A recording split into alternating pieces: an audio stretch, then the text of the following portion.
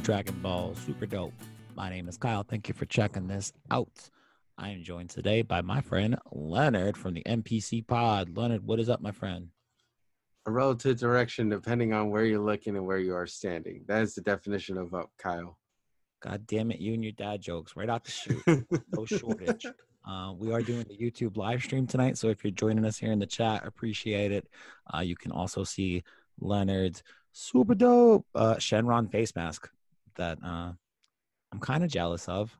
I just rock like a plain black face mask because it matches most of my clothes, and I don't know, I don't want to wear things on my face typically. But it picks up a lot of lint, so I've considered getting other face masks, and this Shenron one is the first one that I've seen where I'm like, shit, I should invest. Yeah, definitely should. Got this from a place called Omaju. They're not sponsoring us, obviously, but they're honestly really good face masks. Not yet, exactly. But you got it last year, like before the plague was a thing, so they definitely. They were ahead of the curve. They were like, we're ready for this, and you're going to be ready too. Cool, man. Well, I'm glad you are not only ready, but also looking fashionable in the most Dragon Ball nerdy of ways. Thanks for coming on again. I think you and I are going to keep doing this month to month because my friends haven't learned how to read yet. So also, it's just nice to get people who aren't my idiot friends on the show. You are my friend, just not one of my idiot friends. But oh yeah. This is, I think, what we did 60, 61. Now this is 62 today of the Dragon Ball Super manga that we'll be discussing, The Edge of Defeat. So I'm happy that I've talked with the same person over the last 3 chapters because you already understand all of my frustration going into this chapter today and what's happened over the last couple of chapters and sort of how they nerfed Vegeta a little bit. For those who didn't catch the stream last month or didn't listen to that episode from last month, what's your opinion on this Moro arc to this point?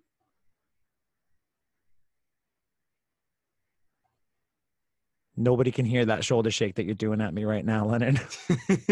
But I can understand the shoulder shake that you're doing because I feel like it started off so strong and kind of gave you the hope of something a little different or a little something unusual. However, the last few chapters, they're pretty quickly regressing back to old Dragon Ball tropes that I've definitely had enough of. And yeah, it's very frustrating. Melchiori in the chat, yo, can't stay long, gotta be up early, just wanted to drop by for a little support the stream. This chapter was wild, he says. And it was pretty wild. Chapter 62, let's just run through chapter 61 previously no wait, I almost said X-Men last time on Dragon Ball Z, not to be confused with my boy Scott Summers.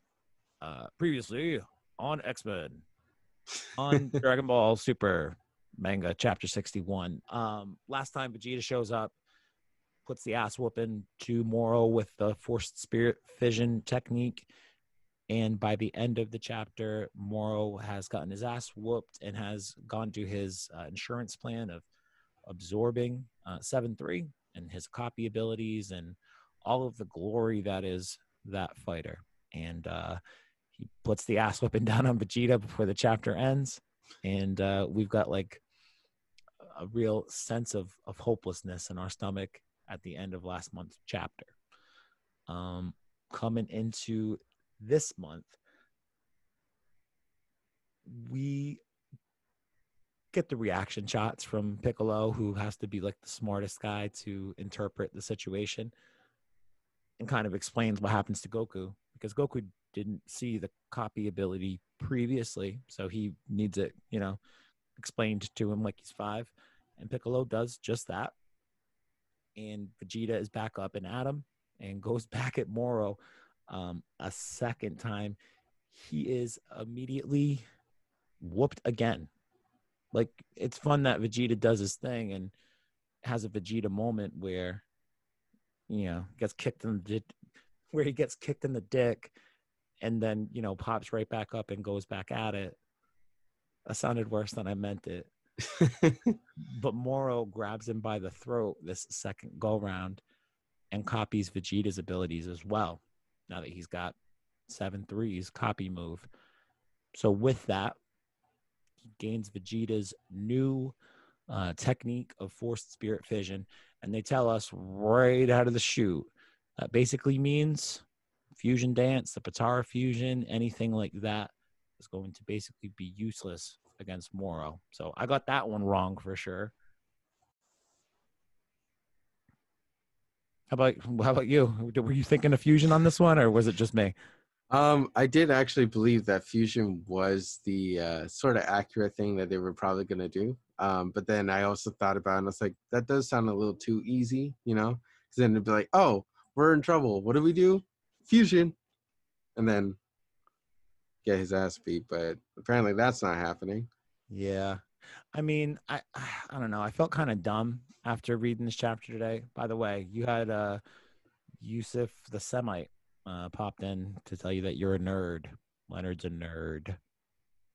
So Thank you, brother. I felt a little dumb getting to the end of this chapter today, and thinking to myself, how was this not the outcome that I expected? Like, I really thought Merus, I'm not sure how to pronounce his name. Merus, he's the mayor of the galaxy. He's got the worst GD haircut. So the dude with the worst haircut in the third grade on through the rest of his fucking life, Merus, he comes at the end of this chapter, and I don't know. I mean, I guess it makes sense. I guess I should have saw that coming, but a part of me was hoping on the inside that he would just be that guy to help Goku hit that next level of Ultra Instinct, and that would be like his purpose in the arc. And then maybe we'd see him again in another upcoming arc where he's still in the midst of his, angel training or whatever. But it doesn't matter, because before we get to the worst haircut in the galaxy, we need to get through the rest of the ass whoopings that Moro hands out. So he copies all Vegeta's techniques and abilities. He has the forced spirit fission, but he also lets off a big bang attack and makes fun of Vegeta because it's not very big. It doesn't pack much of a bang. It's just a regular key attack. Yeah, he's like, this is such a boring thing that you do. Why do you give it such a ridiculous name? The irony. So as Vegeta is very evidently out of the battle, we get a quick shot over to the lookout where Bulma and Dende and the rest of the crew are watching it on their TV or whatever the heck they rigged up to be able to watch it, right?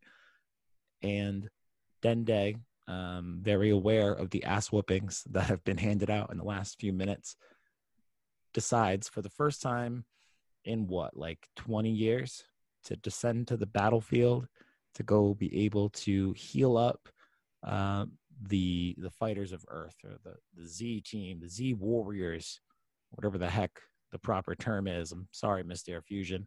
I know that you taught me a lesson about this. Anyway, Dende's going to go heal some people up. It's very risky, obviously, because if he goes, the Dragon Balls go, right? So, however, it's pretty much the only option that they've got at this point. So he descends to the battlefield, and what I like about it is, I'm sure he's going to heal somebody great, and maybe it'll result in like a big Zenkai boost. That hasn't been a thing that's been like openly acknowledged in Dragon Ball in a minute. So I like Dende coming into the fold in this respect, because it like kind of ties it back to the Frieza saga a little bit more. Like, so much of this arc has started to develop toward like Frieza Saga 2.0, but it's like the Frieza Saga on Earth, and instead of Frieza, it's Moro, and instead of Frieza's army, it's all these prisoners or criminals that that Moro broke out of space jail. Like, very similar kind of vibes. So to have Dende get back involved in that respect kind of, again, reminds me of Frieza. But then you take it up to, I dropped my phone, sorry. Then you graduate that up to the next level. And you also have the Namekians involved, like on New Namek, which is fun. But now that we get Dende back involved, damn it, that drop in my phone totally fucked up. Oh yeah, Krillin's got sensu beans, I think is what I was trying to get to. How do you feel about Dende, Leonard? Help me out. Well, Dende, I actually did like this because it's just like, we haven't seen like a Kami actually do something in a very long time. So this Yeah. is like, oh, hey, look, Dende's actually deciding I'm gonna do something about this because I don't want to be useless, and he does it pretty well. And then also finding out that Krillin has a bunch of sensu beans and then just conveniently forgot, which I thought was like the whole Goku trope, but apparently it's for the whole Z Warriors. Um, but I think it's definitely it definitely tightens up the situation a little bit because it's just like Dende's realizing like it's bad when a character you haven't really seen in a long time is just like, fuck, I need a help. And he says that as much too, pretty much. He's like, there's a chance I'm gonna die, but I'm also supposed to be the protector of Earth. What Right. kind of protector am I? So good. We got Dende on the way to be able to heal. We've got Krillin with a bag of senzu beans, who I guess just got his ass whooped by some intergalactic space criminals or whatever. Um, Leave it to Krillin now to be like, I've got all these beans. I'm not going to give them to anybody important. I might need them because I might die. I'm the most likely to die in this crew. So let me hold on to the sensu beans because, I might need it in case I die, except I won't be able to eat them because I'll be dead. Like, what logic? I don't know. I digress. Vegeta, ass whooped. Next up, Gohan and Piccolo. So what I like about, I think this is probably my favorite sequence in this entire chapter, and it's super fast, but it it's cool. Like, you get to see a little bit of or at least the perceived notion of some strategy in this fight, or this assault. So they try to go at Moro. I think I think Piccolo has him, he stretches his arms out and has him by like the ankles or something. And Moro's Right. like, I'm not going to kill you guys yet. I'm going to continue to eat you. You're my meals, basically, all this energy that you guys have got. And then you've got Gohan. I want to say he busts out, but it's like the galactic donut, basically, except all Yeah. it explodes, right? It Yeah. just holds him in place. So to see Gohan do a Gotenks move or a Boo move, whatever, a move from that era of Dragon Ball Z, very cool. And then you don't even think, because, whenever you see Gohan and Piccolo go at somebody together, it's like, oh, yep, these two are a tandem for sure. And you see them go at Moro, I'm like, all right, cool. The hand and ass whooping of these guys. Let's move it along. But then they threw in like a little bit extra, and I was like, hell yeah, that's cool. And Piccolo's like, go now, Goku. And Goku just instant transmissions behind him and just hits him with a Kamehameha. Like that three-way coordination of those three attacks, which ends up being completely futile and totally useless, was still very much appreciated by me. Oh yeah. I definitely it definitely shocked me to see that Gohan was doing that because I was just like, wait a minute, what?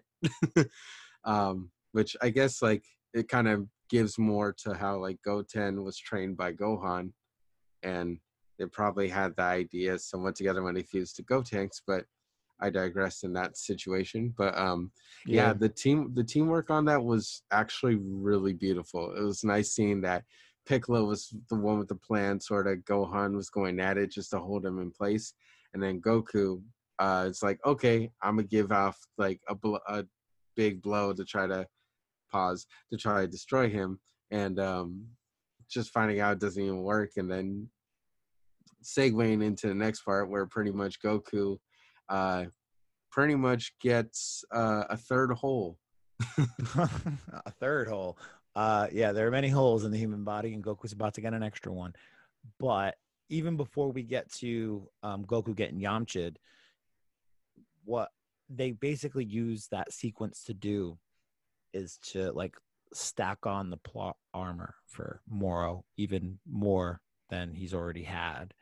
So he gets, his one of his arms blown off. It's like, a cell shot straight up. It's a perfect cell shot. And And don't then worry, guys, he was not caked. he was not cake. I don't get that joke. Is it a dad It's joke? it's a meme. It's a meme. Oh, damn it, Leonard. I'm old, man. I don't know all the memes. I only know like maybe 30 of them. Tops.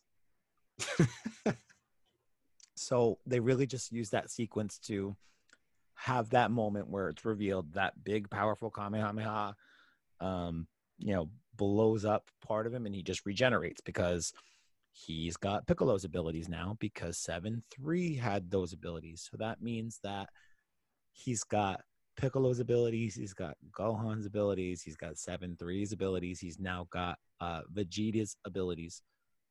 And to add insult to injury, the whole time limit part of it, it's gone. It's not a factor anymore. They don't have to worry about, or Moro doesn't have to worry about any of these powers, leaving his arsenal for the duration of this fight.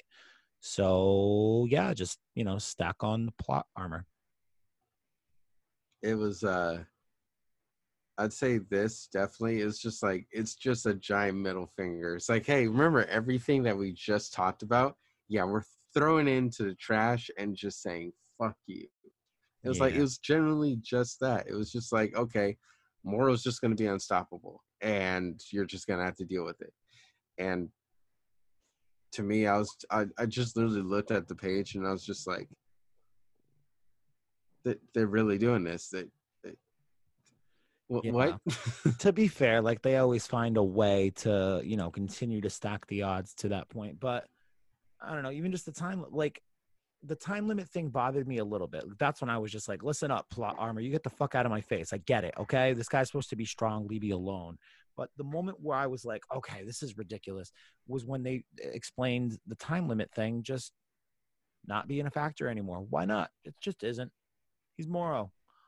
Oh, all right, cool. Yeah, no, that's totally explained away. The one thing that you think you can sort of have the people or the heroes strategize around is the time limit piece of it.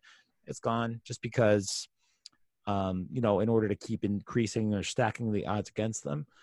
But like, at least make some kind of attempt to explain it. Don't just say, yeah, he's Moro.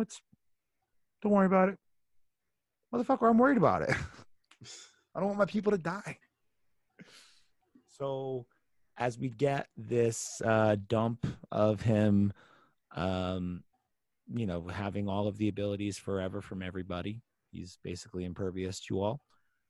As we get all that information, Goku attempts to step to him again, and it doesn't work out so well because, as I said a minute ago, and this is another Cell kind of callback. It's almost the exact same thing. Moro just puts his fucking hand like straight through Goku's chest. Boom. And there's a big black hole. Like you can see on the thumbnail, I used the shots of all the ass whoopings he hands out to the 6 people through the duration of the chapter. I used that for one of the thumbnails. But Goku's picture in that hole it's large and it is dark and it sends Gohan into a rage. And that's when I was like, "Ooh, maybe Gohan will be," because in that moment to myself, I'm like, "Oh shit, is Goku just die?" And that sends Gohan into a rage. And then I say, maybe Gohan rage as an adult will be a thing. Watching his dad get brutally, Dr. Giraud through the fucking chest like he's Yamcha. Maybe that'll push Gohan into the realm of being the guy for this. Because I'm fine with that. I'd rather not have us be bailed out by the gods and the deities of Dragon Ball again. But nope, Moro just pop. Quick little back fist. Gohan's down for the count. Now it's basically Piccolo here in the screen or here in the shot. And as he gets ready to defend himself against Moro, Dende, calls in on the telepathy phone. He's like, "What's up? I'm coming to heal you guys because you're getting your ass whooped." And Piccolo's like, "Oh, cool." And he notices that Moro's ear twitches. And again, another point for the plot armor. He can also hear your telepathic conversations with his ears, I guess. So now that he knows Dende is on the way to be able to heal, Piccolo has his freak out and he's like, "Dude, no more telepathy telephone, so stop it." Dende's still on the way anyway. And I just get worried in that moment that Moro will straight kill him, when he shows up. However, what he does instead is he just says, "I'll make sure nobody interferes which I think this is probably one of the most original parts of this chapter, unfortunately, unless I'm missing something. He puts up a barrier basically around the battlefield so that way nobody can interfere with the match and what Moro's going to do to them. So, how'd you feel about this barrier thing? Uh, Barrier was interesting. I don't know why it did, but it kind of reminded me of like. Actually, it did. I know exactly why. It reminded me of the Cell tournament, Cell tournament, Cell games, whatever. Sponsored by Heat Tap. Uh, but basically just the fact that he did that, I was just like, okay, and now everyone, and it's like, I know what's gonna happen. No one's gonna fight. Everyone's gonna stay out of their way, and even the sensu beings are gonna be like, nah, you know what, I have these. Nah, I'm just gonna throw them out. But I did like it just because like it's a barrier, and I'm like, cool, a barrier, and especially with this kind of could segue into the next part of it, but how Dende is just like, wow, I'm like helpless again. And I really like that part actually, because it's just like, um, like it just gets you to think of how maybe the original Kami uh, used to feel like about interacting with humans. And then now just like with Dende, he's just like, I want to do something. I want to help people. And I can't even do anything from where I am. That's actually kind of an interesting point because if you think about it, the original Kami, you know, Dende's predecessor. Yeah. Am I using the right word? Yeah. When he was the god of Earth, he was like the most powerful being on the Earth. Really, like he was truly the protector of Earth. As we're Dende, he takes the job over. After Kami fuses with Piccolo, and there's already three or four Super Saiyans living on Earth. Like he doesn't have to be the protector. Yeah. This is like the first time though where we kind of see him beat himself up a little bit about it. I kind of like that they gave Dende at least it's a quick little passing moment, but Dende don't get much love, man. And I love Lil Green, so I'm glad they gave him a little bit of a internal struggle that he's trying to work through and feeling useless, even though he's got this big important job in the Dragon Ball world of being the protector of God of Earth.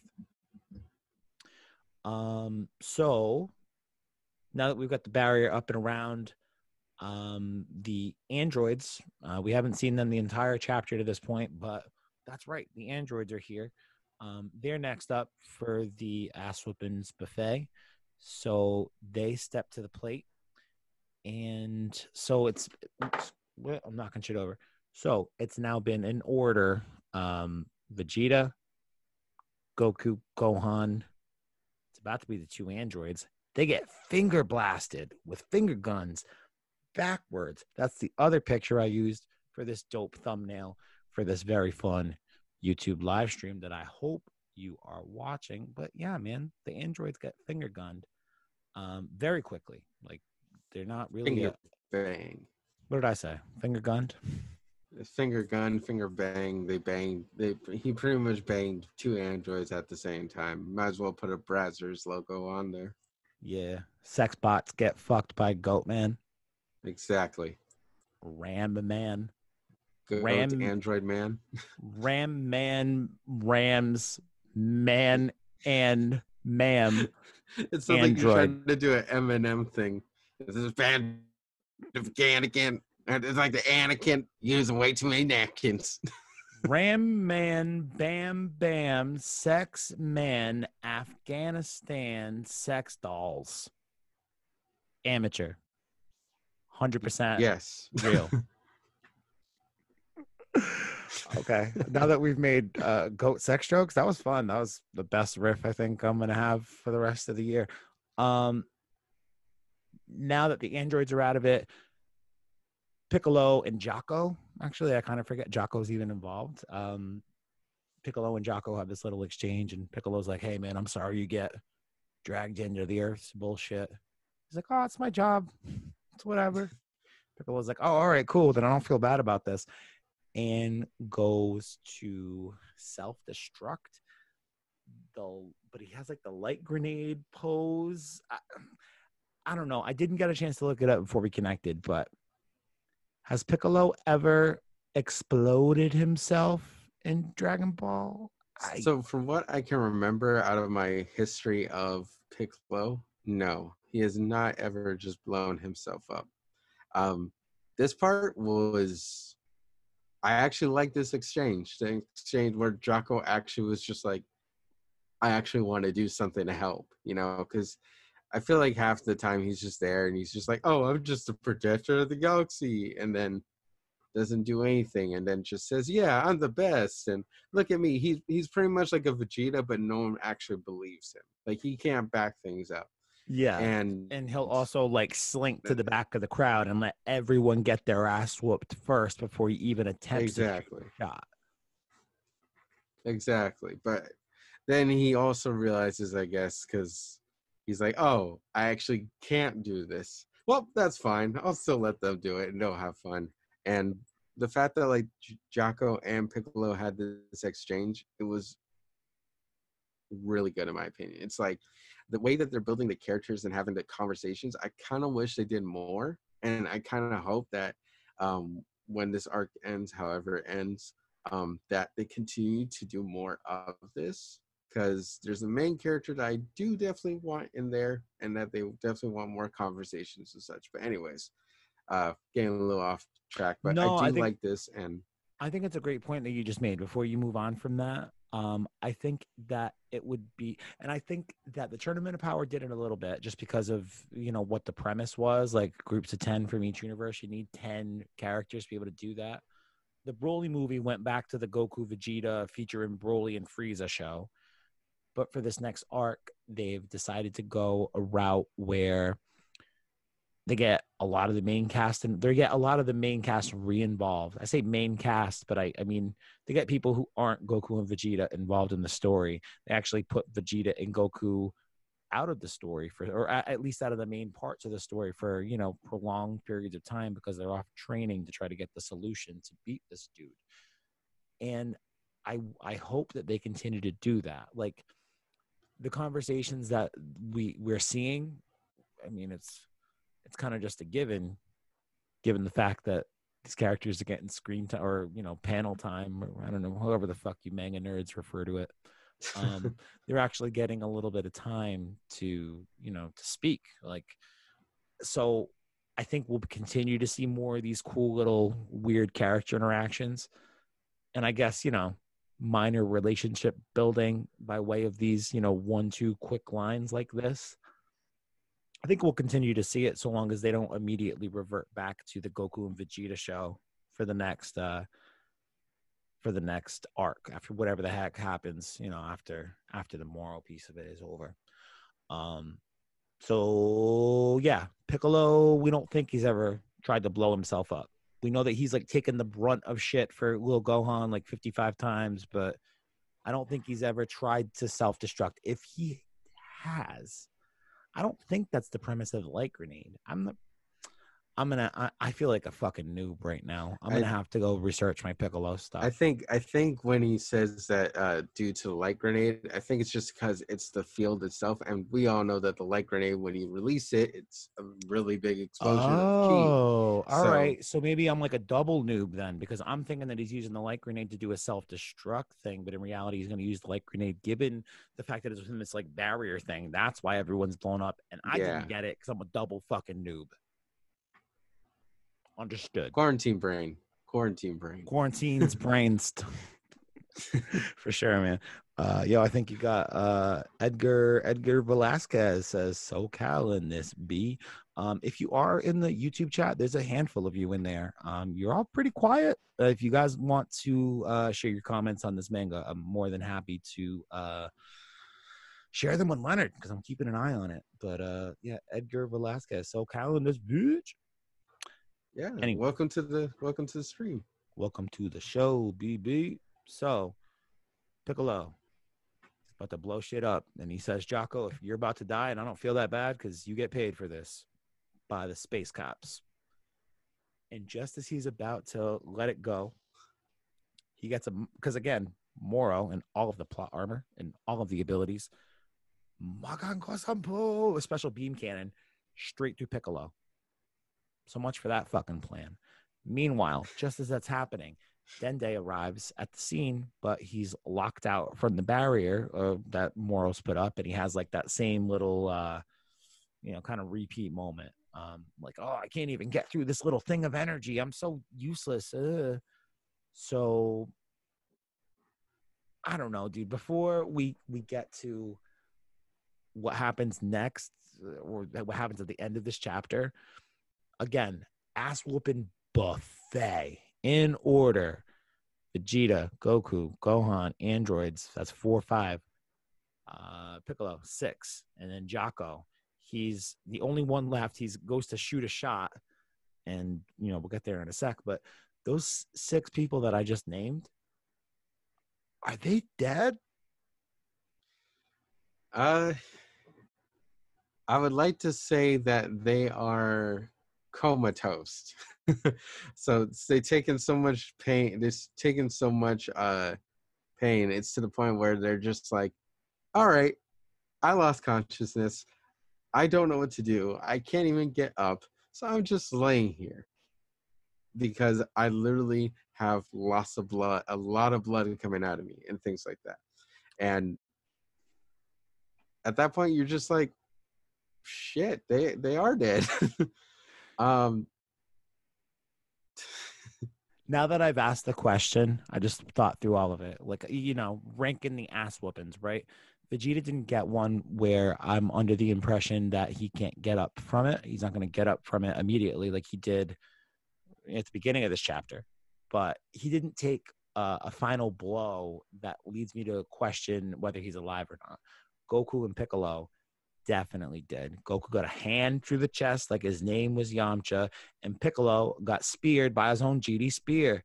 Again, sounded worse than I meant it, but those 2, I think, could very well be dead. Gohan got a little, hear that?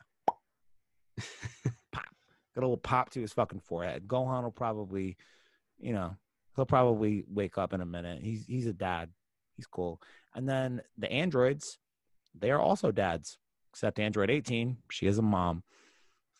Also, they didn't get a very bad ass whipping. Also, they're superpowered robots. So I feel like they're okay as well. But Piccolo and Goku, a little concerned. Yeah. Something I will say, the funniest thing I was just thinking about, because when I was reading it, and then I saw the part where like the Mapusenko, whatever, however you say it. Exactly. When that came out, I was just like, wait a minute. Piccolo didn't charge that. And then when he died, I don't know why I started laughing.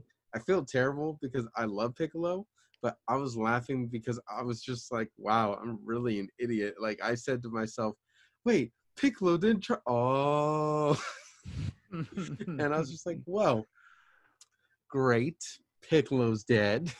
Excellent. This is exactly what I signed up for. What I think it was my favorite part before, actually, I kind of glossed over that moment. You hit on, I think, like one of the funniest parts that I didn't really get to acknowledge is he's charging up that light grenade, and then you see the special beam cannon come through. I'm like, hey, wait a minute. And then boom, he's just caught it through the chest. Right. Super. I can just imagine just the JoJo's Bizarre Adventure ending. The Oh man, ultimate battle shit. So Piccolo might be dead. We're not really sure. I think so. All right, everyone in the circle, the barrier of death, is at least incapacitated. They caught up to Dende feeling useless outside of the barrier, looking in, and like as he touches it and is like pressing his face up against it or whatever, a little circle just opens. Just as Jocko's finally looking to do something against Moro and shoots his gun at him, this circle opens in the barrier. Dende basically falls through it. And then he is like, what the fuck just happened? And the shot is actually pretty smart the way they do it. You see the top of Whis' staff, and you see a bubble that says, hey, Guardian of Earth, or protector of God of Earth, maybe. I'm here as well. I forget exactly how he puts it, but the circle opens and you're meant to believe that that's Whis' staff. The next shot is the two beams, one from Jocko and then one from Merus, both of their, space cop guns, going at him. And when he gets shot, he looks up and he sees Merus in the worst goddamn haircut of all time. And he says something very interesting. He says basically, you're not really Galactic Patrol, are you? And Merus just kind of smiles, and that's basically it. So I'm not sure exactly what that means. I mean, we know that he's a god in training, but we also know that he's been on the Galactic Patrol. Like, he can be both, right? Yeah. Yeah. He can definitely I don't know, like we talked to, like in chapters before, they have stated that he's technically just doing it undercover. He's trying to learn how to be a priest. Like Whis and his other sisters and brothers. Yeah, an angel attendant, whatever the heck we're calling it. But yeah, he's in training to be able to do that. So to say that, I mean, he's still caught like 1,000 motherfucking villains or whatever, right? Yeah. Like, he's still definitely a space cop, no matter how you cut it.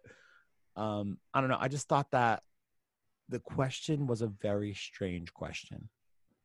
Yeah. Not sure where they're going to go with that. I'm hopeful that Whis isn't even there. I'm hopeful that it's just Merus, and that's why we didn't say Whis in the top of his staff or whatever. I'm hopeful that Merus is like, angel enough status to show up and save the day. However, if that is the case, like, what's the point of continuing to have these Dragon Ball stories if the end of each of them, we ultimately have to get bailed out by the gods in some iteration, Right. What the hell? How do you feel?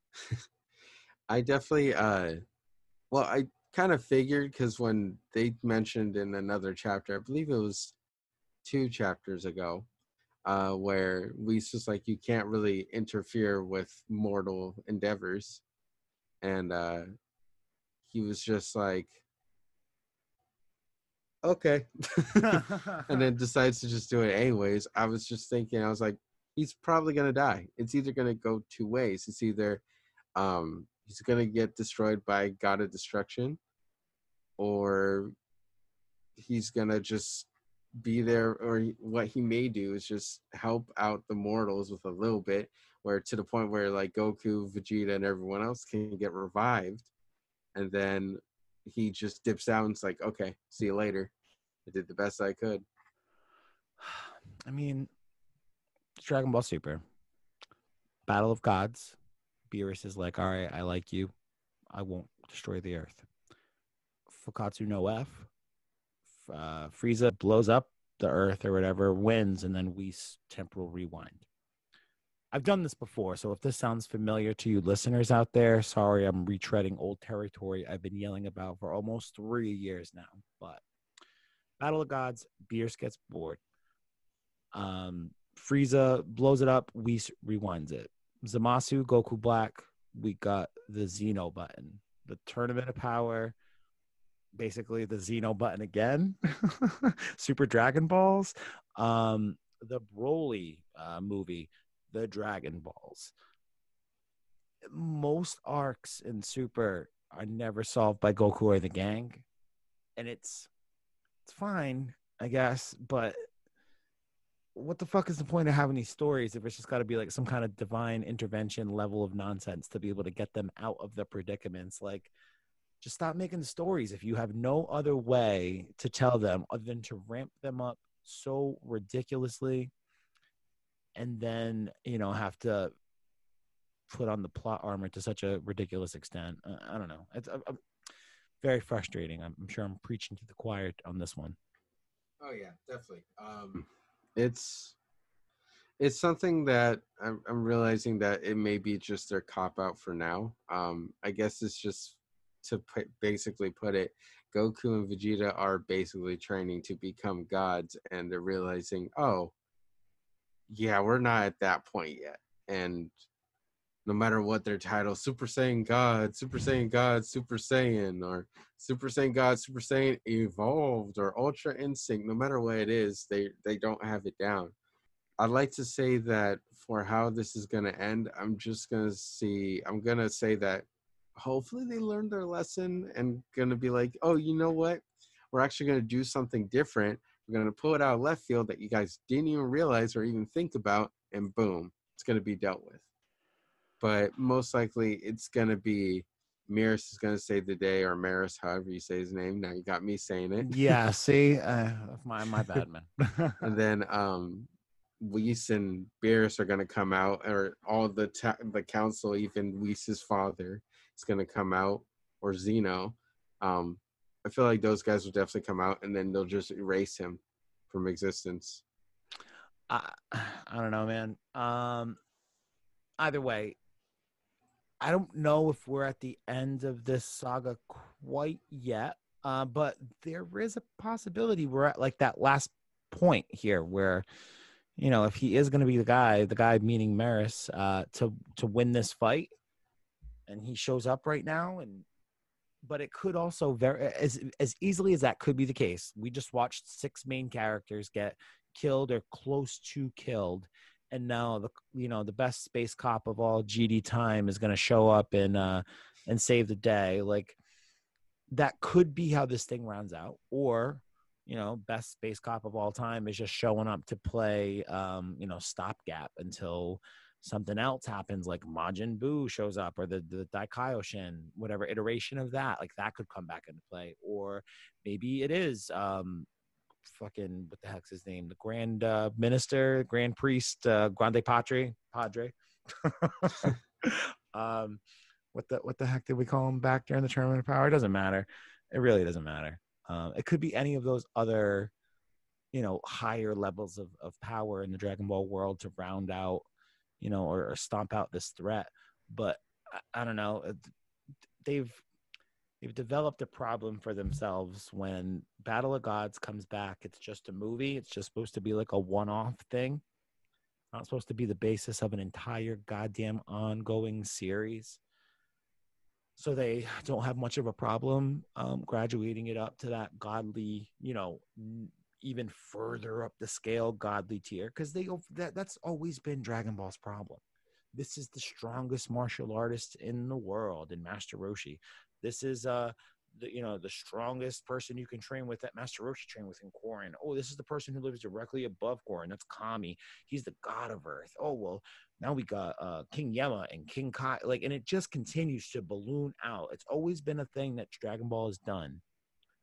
But when they decide to explore the other side of the coin of the Kaioshin and the Gods of Destruction for the Battle of Gods movie, again, it's just a movie. It's not supposed to be an ongoing series. You know what I mean? So they don't have to worry about, how the fuck do we continue to make stories where, the first story we're telling is them fighting the gods. How do we reset, rescale, make this somewhat interesting? And I would argue that they've kind of failed in a lot of ways because, most of the major arcs of Super have ended with gods having to get involved because there's no other way to make it interesting unless you ratchet up the stakes that high, because you fought the gods in the first arc when this, series came back. I don't know. I wish they'd figure out a way to get out of this fucking vicious circle of, we're really strong, but not strong enough. But here's a big, strong guy who's stronger than us, but not stronger than the gods. And we can't beat him, but the gods can. And the gods just decided to like us enough to bail us out of jail. Like, we got to figure out how to break that fucking Dragon Ball cycle. Break the cycle, Leonard. Yeah, I agree. I definitely agree. Which why I think next chapter, the legendary Almighty Fusion will appear. Even though it said fusion won't work, I'm pretty sure this one will. Hercule, the mighty Hercule and Goku fusion. That one will save the day.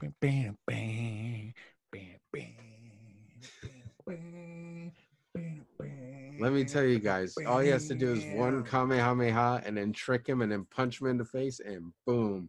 Next thing you know, Moro's dead. Everyone's free. The day is saved and the gods don't have to do anything with it anymore because they realize that they can handle themselves.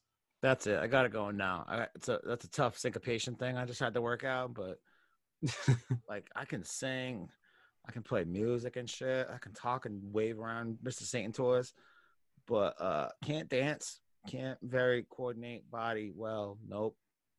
Anyway, that's gonna do it for chapter 62 of the Dragon Ball Super manga. So a little bit of a snafu with the live stream tonight. Thankfully, there will be a video, which is good. However, for whatever reason, something happened with the stream and stuff where it told us we were streaming and then it wasn't streaming. So YouTube is YouTube. I'm kind of annoyed. But if you dropped in for that tonight, and we're waiting around for the last hour and a half, wondering where the hell we were doing it. I just took me a minute to realize that we weren't actually broadcasting. And yeah, to those who hung out in the chat and waited for the last 90 minutes, there's a handful of you.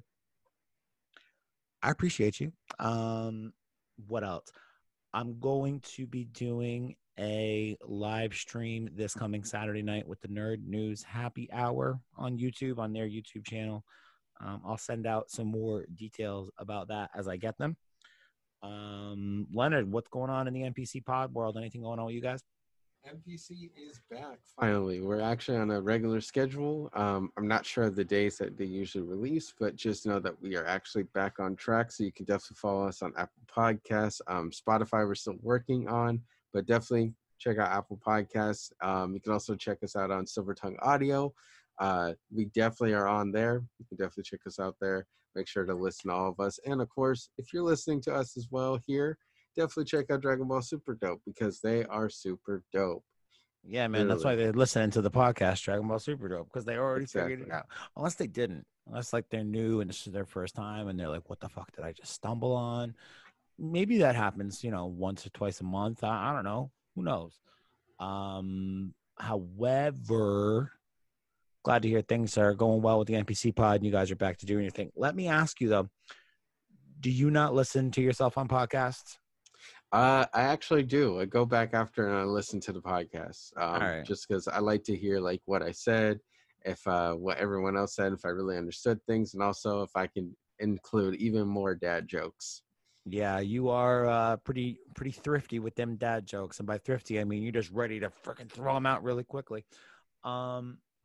Okay, that makes sense. The reason I ask is because you weren't sure what days the new pods drop, and I've got clients. Because Dragon Ball Super Dope started as a way for me to teach myself how to podcast. Woohoo, everyone knows that. But I've got clients that I produce podcasts for, and there are some that I just know. Like, they lie to me. They tell me they listen, but I know that they don't. So that's why I had to ask. I feel like if you make podcasts, you should maybe check your shit out every once in a while. Maybe not every episode if you've been doing it for a little bit, but if you're getting started, you should totally listen to yourself. Yeah, definitely. Make sure you don't sound like a bumbling idiot like I do. Or if you do sound like a bumbling idiot like I do, maybe, get a little bit better at that audio splice work, baby. That's how it goes.